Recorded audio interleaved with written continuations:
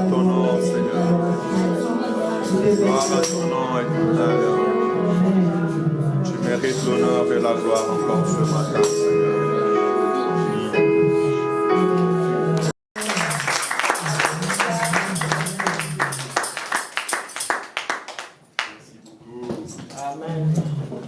Bonjour à tous.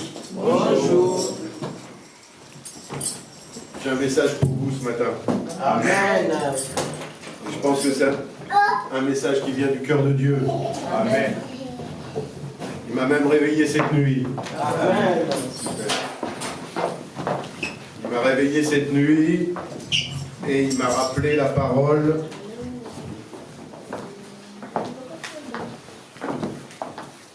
du prophète Osée. Et on va prier pour ça d'ailleurs. Il m'a réveillé cette nuit, il m'a dit: mon peuple périt faute de connaissance. On peut prendre ça à la légère, hein, c'était l'Ancien Testament. Mais c'est toujours valable aujourd'hui. Et il redit encore aujourd'hui: mon peuple périt faute de connaissance. J'aimerais qu'on ferme les yeux et qu'on prenne un moment pour prier déjà. Oh la vache. Seigneur notre Dieu, notre Père, on vient devant toi et on te demande tout simplement pardon. Pardon de ne pas avoir eu assez de zèle par rapport à ta parole. Oh Seigneur, nous n'avons pas été assez zélés pour venir chercher et puiser dans ta parole tous les secrets que tu veux nous révéler, toutes les vérités que tu veux nous révéler. Pardon, Seigneur, de ne pas avoir été zélés pour nous trouver dans ta présence, d'être encore plus près de toi, pour venir chercher, Seigneur, la connaissance que tu mets à la disposition de ton peuple. Seigneur, pardon encore. Pardon, Seigneur. Et Seigneur, je te demande d'ouvrir le cœur, l'esprit de chacun et chacune ici ce matin, afin qu'ils puissent recevoir ta révélation, recevoir, Seigneur, les mystères qui sont encore cachés dans ta parole, que tu veux révéler à ton peuple, que tu veux révéler à tes enfants.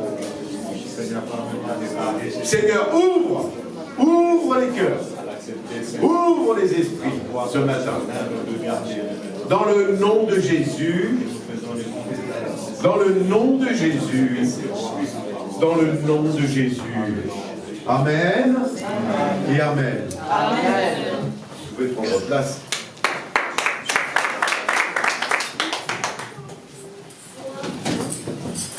Alors peut-être que je vais vous bousculer un petit peu ce matin.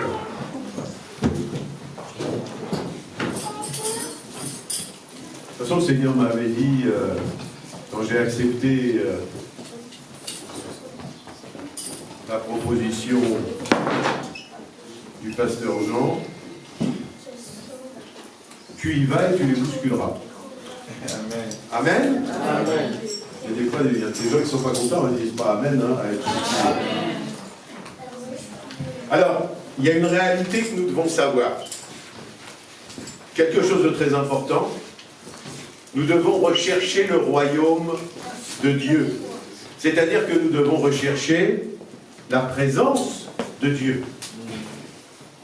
Dans Matthieu, au chapitre 6 et au verset 23, il nous est dit: cherchez premièrement le royaume de Dieu et sa justice, et tout cela vous sera donné par-dessus tout le reste. Donc, j'ai envie de te dire, si tu es venu ce matin avec un problème, écoute le message de Dieu. Amen. Ce message va prophétiser sur ta vie. Il va t'expliquer quelque chose.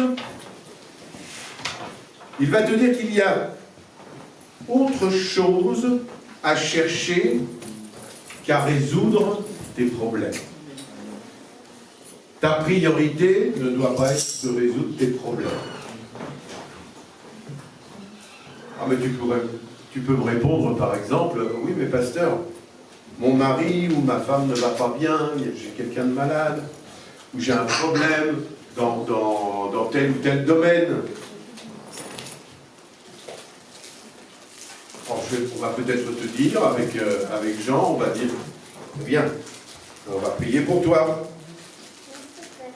On va prier pour toi, et Dieu, dans sa miséricorde, va peut-être intervenir dans cette situation. Hein, c'est possible, hein? Vous y croyez, hein? Vous avez la foi quand même. Amen. Alors tu vas repartir content, et tu vas revenir dans quelques temps avec un autre problème. Et ça va recommencer parce que tu es en recherche, mais tu n'as pas encore trouvé comment te stabiliser. Que tous ceux qui viennent comme ça régulièrement ne sont pas encore stables dans leur foi. Parce que il n'y a qu'une seule chose à chercher, il n'y a qu'un seul trésor à trouver. C'est la raison pour laquelle Jésus donne cette parabole dans Matthieu, au chapitre 13, au verset 45 et 46, où il est dit « Le royaume des cieux est encore semblable à un marchand qui cherche de belles perles. Ayant trouvé une perle de grand prix, il est allé vendre tout ce qu'il avait et l'a acheté. » Cette parabole nous explique que le royaume des cieux est plus précieux que tout ce que vous avez pu et tout ce que vous allez obtenir. Tout ce que vous avez pu gagner ou tout ce que vous pourriez souhaiter. Et lorsque vous trouvez ce royaume, cette présence de Dieu, tout ce que tu as engrangé n'a plus de valeur. Et lui, il a tout vendu pour cette perte.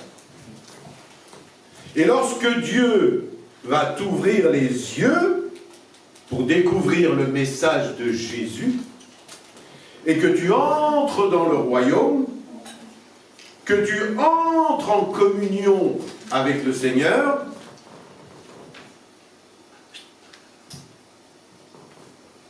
que tu remets ta vie entre ses mains, tu es prêt à tout abandonner pour te focaliser sur lui. Voilà l'attitude que tu dois avoir. Parce que c'est un trésor. Et tu vas te rendre compte que ce trésor, que de ce trésor découlent tous les bienfaits.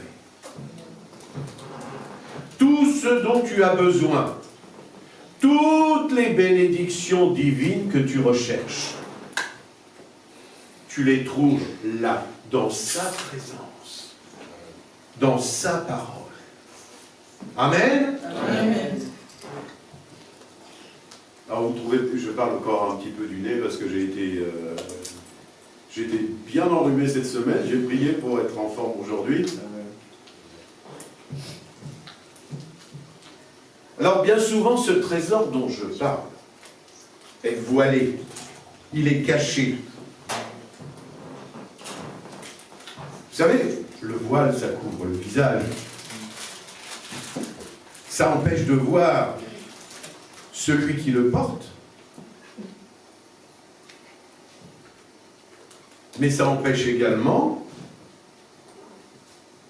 celui qui porte de voir correctement.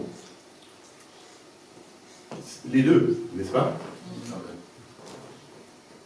Nous avons besoin, les frères et sœurs, vous avez besoin de recevoir une révélation. Vous avez besoin d'enlever le voile. Dis à ton voisin, tu as besoin d'avoir une révélation. Tu as besoin d'avoir une révélation. Là, parce que, pourquoi? La chose est là, mais tu n'y accèdes pas parce que tu n'as pas reçu encore la révélation. Pourquoi je dis ça? Romains 8, 18 à 22. J'estime que les souffrances du temps présent ne sauraient être comparées à la gloire à venir qui sera révélée pour nous. Aussi la création attend-elle, avec un ardent désir, la révélation des fils de Dieu. Il y a une gloire qui sera révélée. Ce passage dit ça. Une gloire va être révélée. Et pour l'instant, la création souffre. Et nous sommes la création de Dieu, n'est-ce pas? Amen. Et nous souffrons toutes sortes de maladies. Maladies que Dieu n'a pas créées. Il n'y a pas que les maladies physiques. Il y a le divorce, il y a les violences. La création en souffre. Et la création attend la révélation des fils de Dieu. Ça veut dire que, déjà que les fils de Dieu doivent être révélés, c'est-à-dire qu'ils enlèvent le voile qui leur cache la gloire, le royaume, les bénédictions, parce que on vient de passer un temps de louange, d'adoration. On est dans notre église. On est dans l'église, on chante. Gloire à Dieu, Dieu règne. Qui est comme Dieu? Etc., etc. Et les païens dehors, eux disent quoi? Cause toujours. Nous, on a le pouvoir. Nous, on a l'argent. Nous, on a tout. Et toi, tu es dans l'église, gloire à Dieu. On arrive même à chanter, on est vainqueur, on est plus que vainqueur. De quoi? Toi qui viens de chanter que Dieu est puissant et que tu es fils de ce Dieu, eh bien, il y a beaucoup de gens à l'extérieur qui ne te considèrent même pas, qui ne te regardent même pas. Peut-être que ton patron t'exploite, peut-être que ton voisin se moque de toi, notamment le dimanche quand tu vas à l'église. Peut-être que ta famille te tourne le dos, aussi. Est-ce normal? Ah, il y a un beau silence, hein? Pour l'instant, nous sommes cachés, voilés, et la création attend que les fils et les filles de Dieu soient révélés. Cela veut dire également que le monde attend que les fils de Dieu aient une révélation. Mon frère, ma sœur, est-ce que tu as des oreilles pour entendre ce que je dis? Amen. Heureux ceux qui comprennent, qui vont comprendre ce que je suis en train de dire ce matin. Amen. Pour rentrer dans une nouvelle dimension, tu dois comprendre ce message. Amen. Sinon, rien ne va changer dans ta vie. Tu auras beau dire j'ai Jésus, ta vie, elle sera pareille aujourd'hui et demain. Vous savez, du temps de Jésus, ceux qui avaient faim, Jésus leur donnait à manger. Mais il y avait aussi ceux qui avaient une soif profonde. Et Jésus les prenait à part et les enseignait. Vous voyez où je vais en venir? Vous savez, il y a ceux qui veulent du pain et il y a ceux qui veulent savoir et vivre le miracle de la multiplication. Et ça, c'est une autre dimension. Le monde et ses problèmes, ses maladies, attendent la révélation des fils de Dieu et des filles de Dieu. La révélation, c'est une nouvelle connaissance. C'est comprendre ce que tu n'avais pas compris encore avant. Parce que c'est pas parce que un jour tu as dit oui au Seigneur que tu as tout compris. Tu peux avoir fri, tu n'as pas tout compris.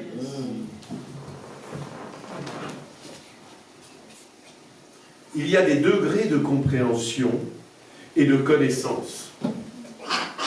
Plus tu vas apprendre, plus tu vas comprendre certaines choses, et plus tu seras capable de résoudre des problèmes. Mais Dieu a caché ses connaissances, et il veut les révéler aux fils et aux filles. Amen. Donc la création attend la révélation des fils et des filles pour arrêter de souffrir. J'ai envie de te dire, le monde attend que tu te lèves pour arrêter tout ça. Amen. À qui Dieu va donner la révélation? Marc chapitre 4, verset 10. Marc chapitre 4, verset 10. Lorsqu'il fut en particulier, ceux qui l'entouraient avec les 12 l'interrogèrent sur les paraboles. Il leur dit, j'ai fait une faute, c'est à vous qu'a été donné le mystère du royaume de Dieu, mais pour ceux qui sont dehors, tout se passe en parabole, afin qu'en voyant, ils voient et n'aperçoivent point, et qu'en entendant, ils entendent et ne comprennent point. Jésus disait, vous qui êtes proches de moi, vous qui êtes dans mon intimité, c'est à vous que je donne la connaissance des choses cachées. Mais à ceux qui sont au dehors, en dehors, les choses se traitent en parabole. Alors si toi, aujourd'hui, tu veux comprendre la parole de Dieu, il faut que tu t'approches de lui, que tu ne restes pas dehors. Amen.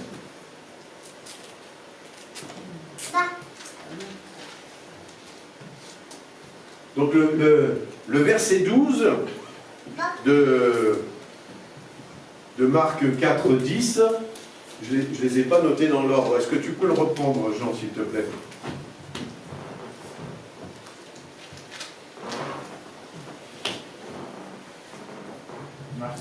Marc 4.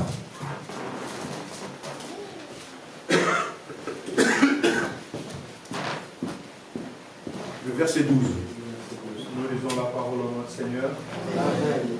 Afin qu'en voyant, ils voient et n'aperçoivent point, et qu'en attendant, ils attendent et ne comprennent point, de peur qu'ils ne se convertissent et que le péché ne leur soit pardonné. Amen. Amen. Écoutez bien. Le Seigneur dit, vous mes intimes, je vais vous révéler les secrets du royaume. Mais pour les autres, ces secrets vont rester voilés. Et ils ne comprendront rien. Je révèle Il est en train de dire, je révèle mes secrets à ceux qui vont entrer dans la maison avec moi, pas à ceux qui vont rester dehors. C'est-à-dire, pas à ceux qui vont rester dans le parvis. Vous pouvez vous asseoir.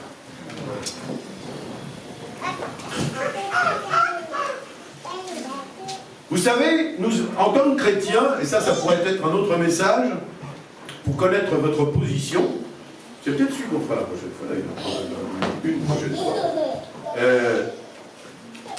On doit connaître notre position, là où on se situe. Et pour savoir là où on se situe, on revoit le temple. Vous savez, le temple, il était fait au début, celui qui a été fait conformément à celui qui est dans les cieux. Il y avait une clôture, il y avait une entrée, un parvis. Dans ce parvis se trouvait la cuve de purification,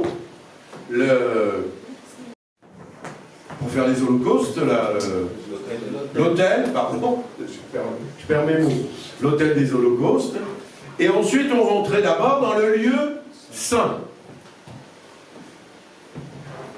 Il y avait plusieurs représentations très spéciales, et après il y avait le voile, et on rentrait dans le lieu très saint. Et bien sûr, en dehors de la clôture, après il y avait le reste, il y avait le monde. Et c'est là où on arrive à se situer. Je vous en parlerai le jour où je pourrai éventuellement donner ce message. Mais vous savez, moi je suis absolument persuadé que 90% des chrétiens sont dans le parvis. Parce que la plupart du temps, on a du mal à passer par la cuve de purification et sur l'autel. Ça brûle. Moi, je peux vous dire que dans mon cheminement, combien de fois j'ai fait des allers-retours. Parce qu'après, quand on a passé ces deux étapes et qu'on rentre dans le lieu saint, on commence à voir une présence de Dieu. On n'est pas encore dans l'intimité avec Dieu, puisqu'on n'est pas dans le lieu très saint. Mais on commence, mais on ne peut pas aller plus loin. Pourquoi? Parce qu'il y a encore des restes, il y a encore des scories. Alors des fois, il faut faire des allers-retours. Il faut ressortir du lieu saint et retourner sur l'autel pour faire brûler ce qui a brûlé. Et ça fait mal des fois.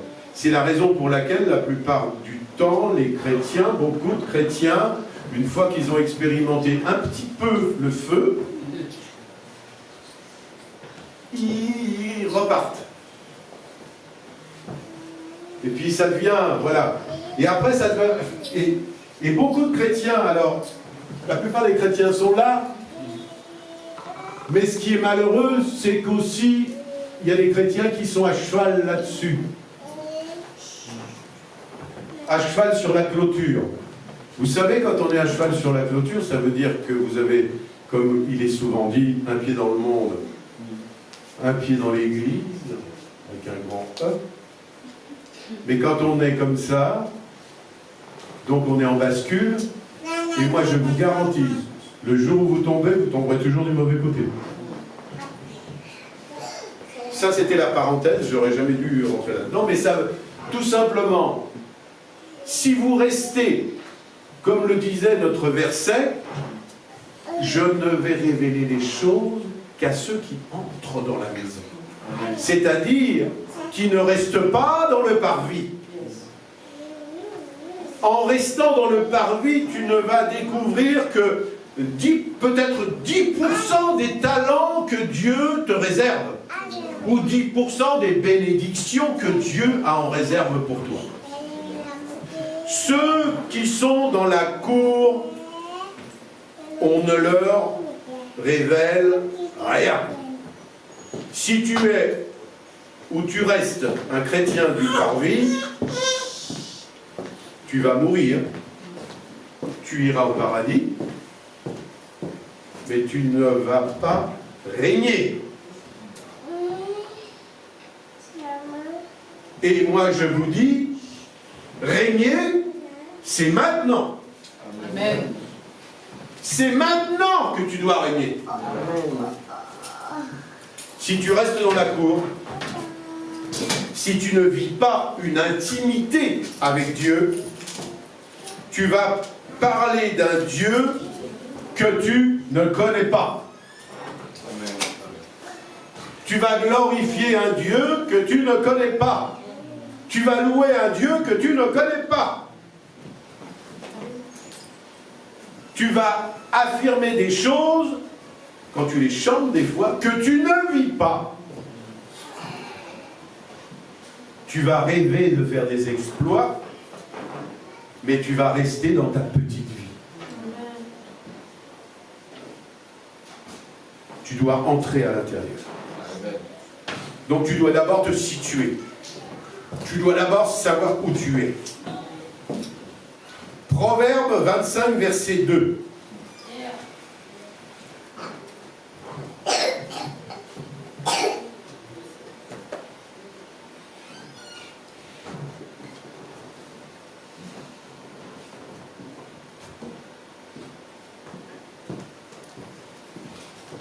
La gloire de Dieu, c'est de cacher les choses. La gloire des rois, c'est de sonder les choses. Et des fois, on lit des passages, hein, il faut approfondir. Il faut approfondir.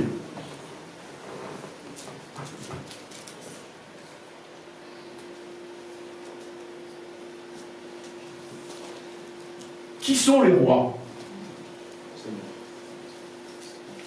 Qui sont les rois? Qui sont les reines? Amen. Amen. Amen. Il y en a deux, hein. Yes.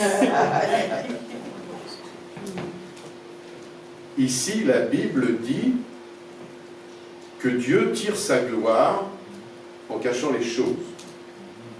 Et la gloire des rois, c'est-à-dire la lumière des rois, c'est de sonder les choses. Pour que l'on voit que tu es un roi. Alors, excusez-moi pour les chantres, hein. C'est pas en chantant à l'église et en affirmant Jésus-Christ règne, ou que je serai la tête et non la queue. La Bible nous dit, la gloire de Dieu, c'est de cacher les choses, la gloire du roi, c'est de manifester ce que Dieu a caché. Donc c'est à toi de le faire. Tu ne seras un roi que lorsque tu auras manifesté ce que Dieu a caché. Amen. Dans sa parole.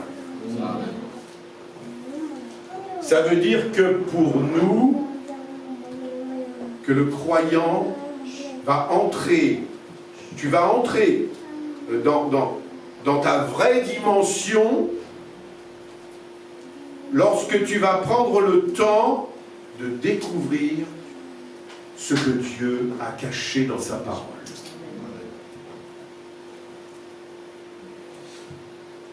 Exemple,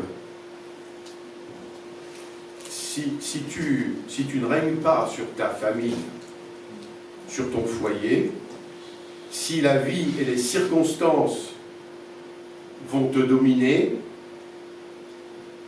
c'est que tu ne connais pas certains secrets sur la famille. Comment réaliser ça?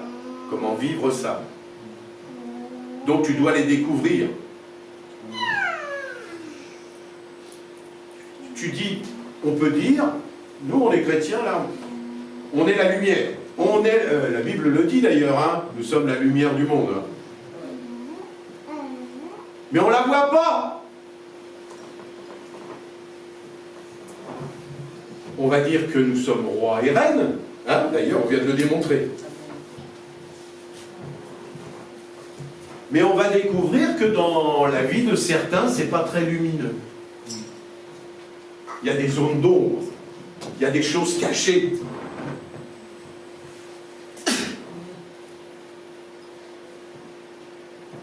Et des fois, c'est même catastrophique pour certains.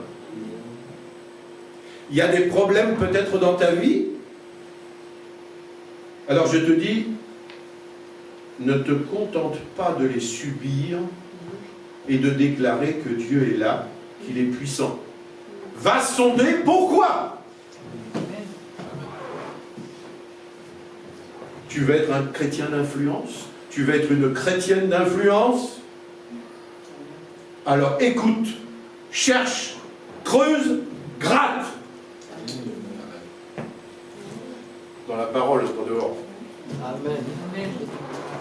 Dieu te dit, moi Dieu, j'ai caché des choses, et si tu les sondes, je te les révélerai.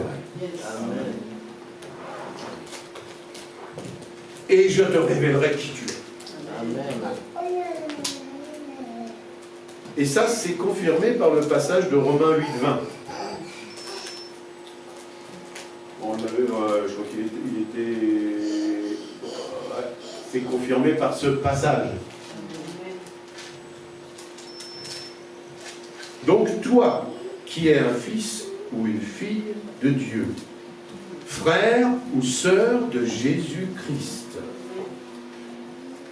donc roi, donc reine, tu dois sonder et découvrir ce que Dieu a caché, et tu dois entrer dans la dimension qui est la tienne.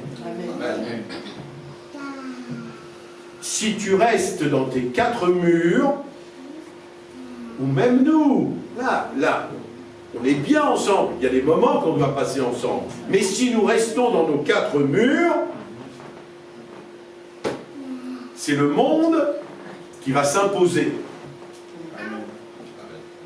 Je suis désolé, comme il le fait déjà, avec ses lois, le monde est en train d'éduquer nos enfants selon ses lois, selon ses principes. Il est normal aujourd'hui qu'un homme aille avec un homme. Il est normal aujourd'hui de choisir sa préférence sexuelle. Qu'est-ce qu'on a fait?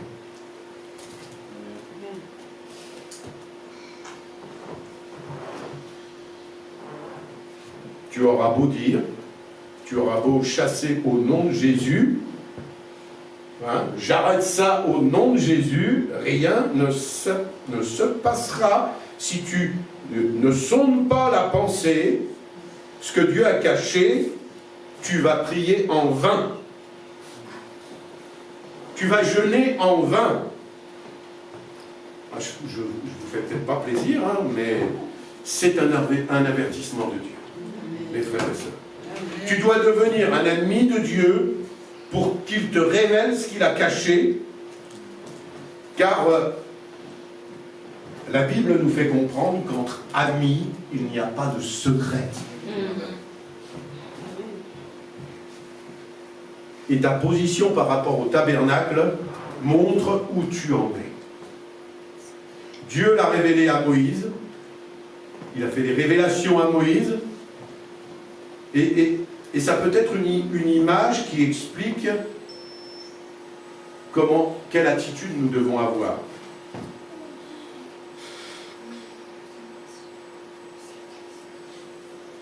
La Bible dit à ceux qui sont dehors, hein, on l'a vu dans Marc, et ceux qui sont dehors, comme je l'ai dit tout à l'heure, sont ceux qui sont dans la cour. Donc, entre dans la maison. La gloire des fils de Dieu va être révélée.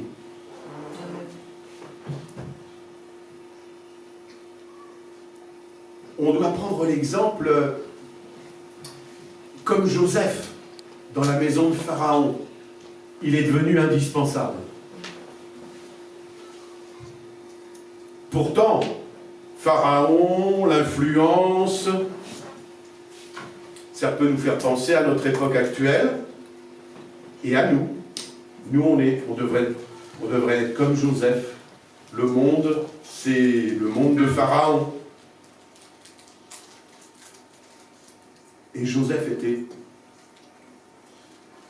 ancré. Sa foi était persuadée qu'il faisait le plan de Dieu qu'il allait obéir à Dieu.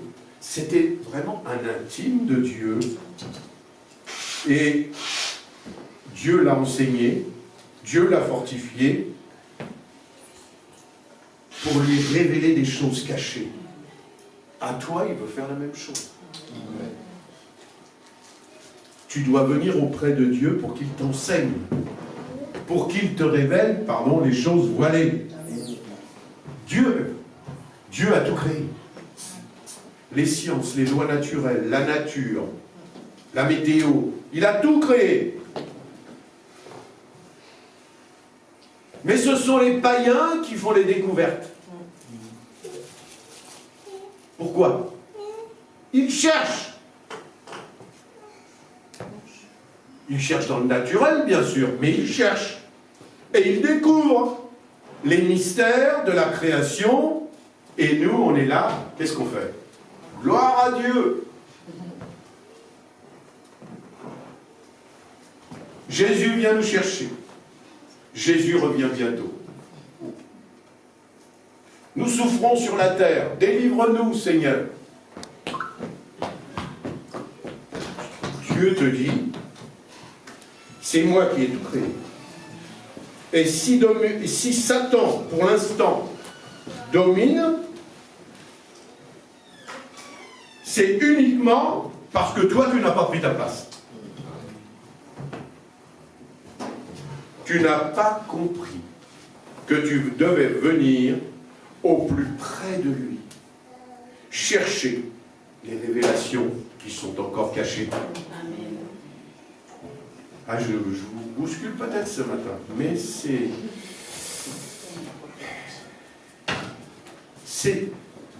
toi, c'est moi qui devrais faire les grandes découvertes. Je suis désolé. C'est toi qui devrais expliquer au monde comment fonctionne la Terre. C'est toi qui devrais influencer les finances. C'est toi qui devrais résoudre les crises. Amen. C'est toi qui devrais faire les découvertes. Amen. Celles qui sont capitales pour l'humanité. Amen. Pas les païens. C'est toi qui devrais occuper des postes d'influence. Amen. Mais on s'est complètement fourvoyé à une époque, l'Église s'est refermée sur elle-même. Surtout n'allez pas dans le monde. Vous allez attraper le chikungunya, ou je ne sais pas quoi. Il faut arrêter avec ça. On s'est enfermé dans nos églises, comme des poissons dans des petits bocaux. Ouais. Oh, il est joli, oh, le bon poisson. Satan a saisi cette opportunité-là pour mettre des gens d'influence partout. Pour l'instant, qui règne? Ceux qui ont compris certains mystères. Satan les a mis à la tête du monde pour influencer le monde. Il y a même les vedettes du showbiz. Alors, à mon époque, c'était Jimi Hendrix, Bob Marley. Ah bah, maintenant, il y en a d'autres d'aujourd'hui. Hein. Beyoncé, je ne sais plus quoi encore. Et nous, on est là tout affolés en disant « Oh non, non, attends, il y a les poutines. Oh là là, oh mon fils, oh ma fille, ne regarde pas ça. Fais attention. »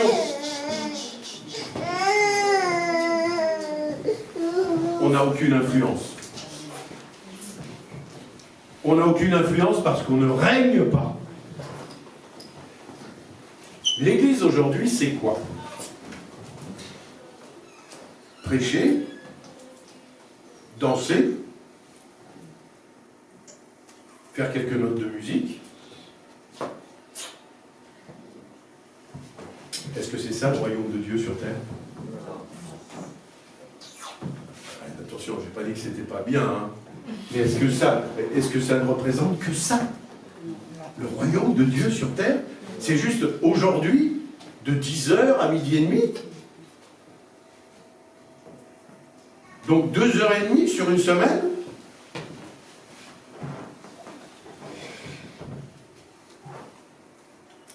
Nous, quand quelqu'un est malade, on prie pour qu'il soit guéri.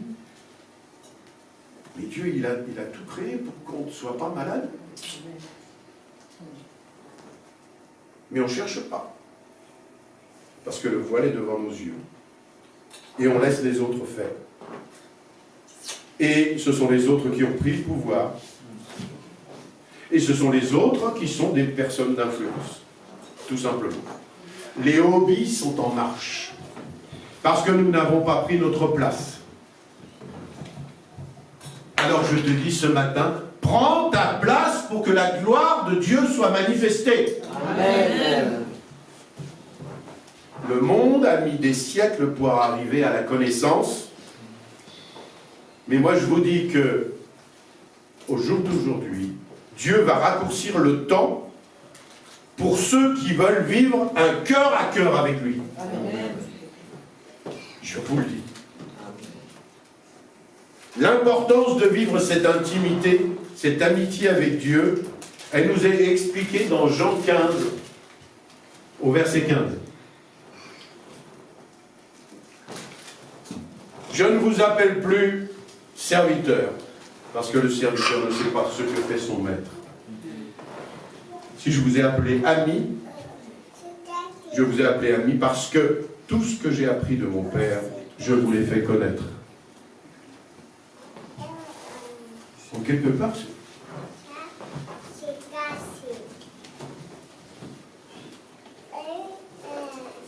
vous seriez les amis de Dieu si vous connaissiez la parole de Dieu. C'est bien ça, non? Parce que vous savez, donc, vous savez ce que Dieu va faire. Vous savez ce que Dieu va faire? Non. Donc il y a un problème. Que s'il a tout révélé aux disciples, c'est parce qu'il est devenu leur ami. Ou eux sont devenus ses amis. Avant, ils étaient serviteurs, les serviteurs de Dieu. Maintenant, ils sont amis de Dieu. Mais la petite différence, c'est que pendant 3 ans et demi, ces hommes étaient collés à Jésus. Est-ce que tu es collé à Jésus? Est-ce que tu es collé à ton Dieu? Nombre, chapitre 12, versets 6 à 8.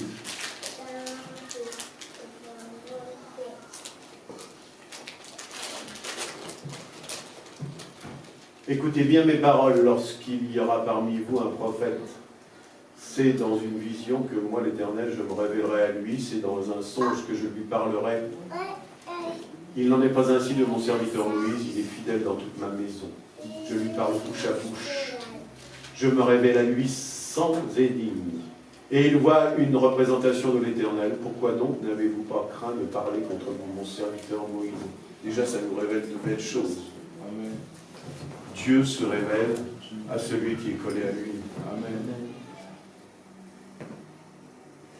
Mais là, dans ce passage, on nous parle de Myriam et Aaron, qui étaient des serviteurs du Dieu Tout-Puissant, mais ils avaient critiqué l'ami de Dieu. Moïse, l'ami de Dieu. Et aux prophètes, Dieu s'adresse souvent par énigme. Regardez, à Pharaon, Dieu parle en songe, mais il ne comprend pas. Ça, vous trouvez ça dans Genèse 41. Il va utiliser un fils, je l'ai appelé un fils, un intime, pour avoir la révélation de ce qui est caché. Et c'est ce qui va amener Joseph aux plus hautes fonctions.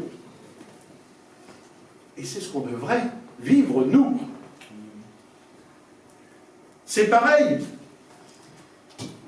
Nous devons passer de la prison au sommet. On peut chanter, on est la tête et non la queue, prouvez-le. Amen. Amen.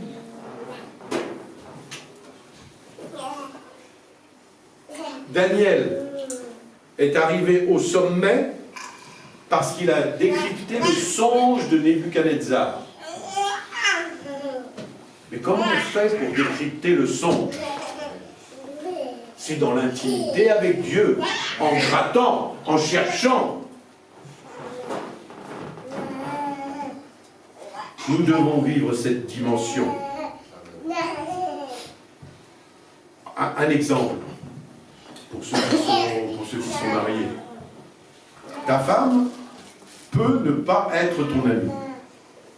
Et ça, c'est pas normal, parce qu'elle doit être ton amie. N'est-ce pas, Jean? Et pourtant, elle n'est pas ton amie lorsque tu as des mystères pour elle, des secrets pour elle. Enfin, l'inverse aussi, hein, c'est bon aussi, hein, ça va dans les deux sens. Hein. Vous savez, bon, c'est la petite note d'humour hein, avant qu'on termine. Il y en a certains, lorsqu'ils arrivent à la maison, à la fin du mois, avec leur salaire, ils vont parler à leur femme en parabole. Par exemple, si ta femme te demande « Chérie, combien tu as gagné ce mois-ci » Alors tu vas répondre en parabole en considérant les heures, en considérant le salaire brut. Les heures supplémentaires, ça ne fait pas beaucoup.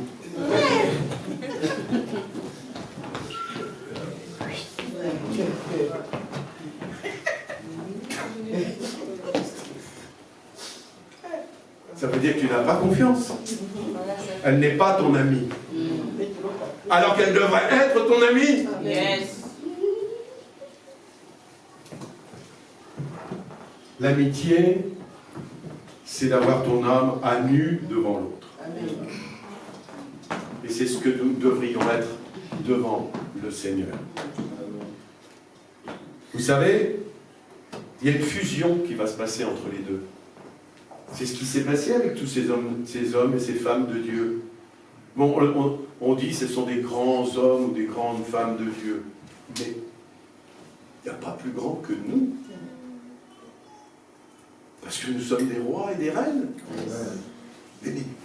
On le chante, les fils et les filles du Dieu très haut. Mais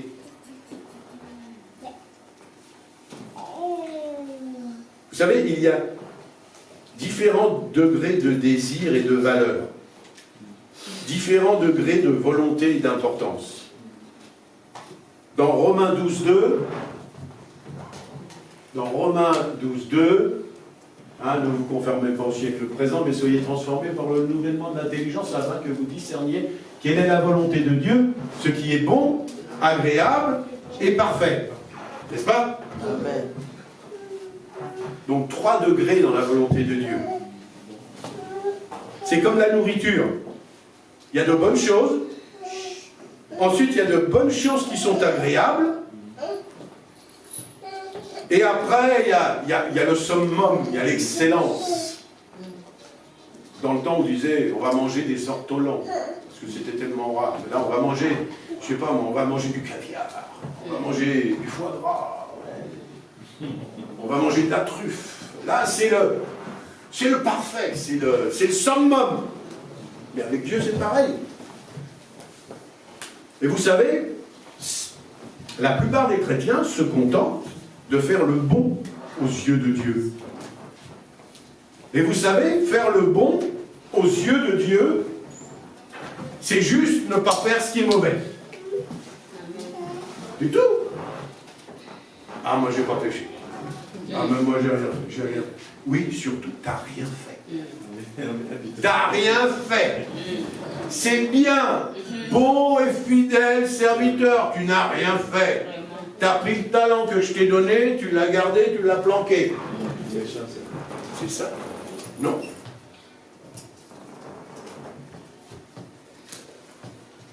Tu dois faire mieux, passer à un autre degré. Pour obtenir les choses de Dieu, il y a 3 manières. Matthieu 7, 7 et 8. Demandez, on vous donnera. Ça, c'est la première méthode, c'est la plus facile. Je demande, tu donnes. Impeccable. Ensuite, il est écrit, cherchez et vous trouverez. Ah, ça veut dire qu'il y a certaines choses qui s'obtiennent par la quête, par la recherche, par un travail, n'est-ce pas? Et là, ça devient un peu plus compliqué, parce qu'il faut retrousser un peu ses manches. Ça veut dire que Dieu ne nous donnera pas certaines choses sans que nous cherchions, sans que nous produisions un certain effort. Amen. Vous savez, l'amitié, ça se cherche, ça se mérite. Jacob, regardez dans la Bible, hein, Jacob a cherché sa bénédiction. Ensuite, il s'est battu pour se marier, pour devenir prospère. Pour sa descendance, il s'est battu pour avoir Rachel qui lui aura donné Joseph. Ensuite, il y a le frapper et on vous ouvrira. Je l'aime celui-là. Jacob, lui, s'est battu avec Dieu pour obtenir sa bénédiction. Mon frère, ma soeur, frapper montre que vous avez de la persévérance malgré les obstacles que vous allez rencontrer. Amen. Amen. Tout ce qui est déterminant pour notre vie ne s'obtient pas par une simple demande. Demandez, on vous donnera, mais on vous donnera ce qu'il y a. Allez jusqu'à frapper. Tout ce qui change notre destinée s'obtient par la quête. Entrez dans l'intimité de Dieu pour découvrir ce qui est caché, tout ce qui va vous servir à influencer le monde. Vous savez, certains sont à un tournant de leur vie. Soit, et je vais terminer par là, soit ils vont rester de bons petits soldats, de bons petits chrétiens, politiquement corrects, comme on le dit. Pas de bruit, pas de vague, et on froisse personne. Alors moi, il y a longtemps que je me suis arrêté. Il y a longtemps que ça m'a passé, ça. Hein. Alors là, si je froisse, je froisse. Vous savez, quand on froisse, ça peut se défroisser après. Hein. Il suffit de prendre le fer à repasser. Hein. Donc, soit on va rester le bon petit soldat, soit vous allez saisir l'opportunité que Dieu met devant vous.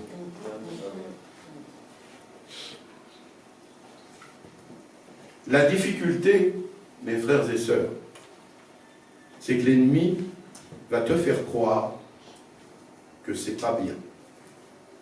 Il va te mettre le doute, la peur devant toi. Oh, il y a un moment, pendant une certaine période, je voulais être un bon petit soldat. Bien prendre sur moi, qu'on n'ait rien à me dire à l'ennemi. Voilà. Mais quand tu commences à chercher, quand tu commences à gratter, quand tu commences à entendre la voix de Dieu, alors je ne dis pas qu'après on va faire n'importe quoi, hein. Je ne parle pas de délire ou quoi que ce soit, mais quand on commence à... On veut se comporter et agir comme Dieu le veut. Et là, ça fait la différence.